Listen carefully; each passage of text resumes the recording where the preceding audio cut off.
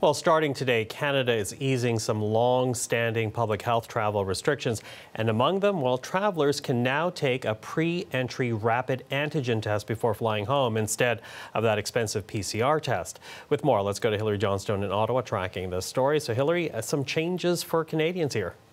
That's right, Michael. Some changes. Now, there still are a few hoops that people will have to jump through if they want to come back in, but there are a couple of things that are going to be much easier. So to start with, rather than needing one of those expensive PCR tests to come back into the country, you will simply need a rapid test. Now, that rapid test has to be done in the country you are coming from. So if you're in the United States, for example, you'll have to have it done there. It has to be taken no more than 1 day before your scheduled departure time or your planned arrival at the border if you were coming by land.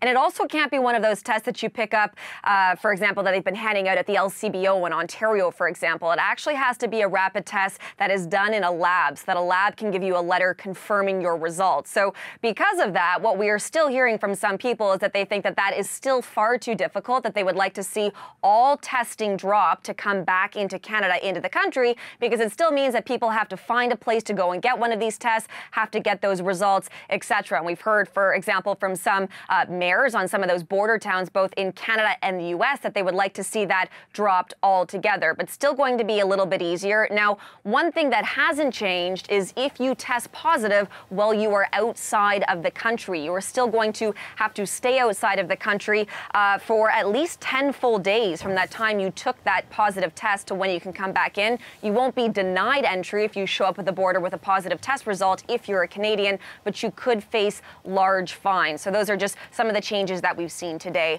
at that border, Michael.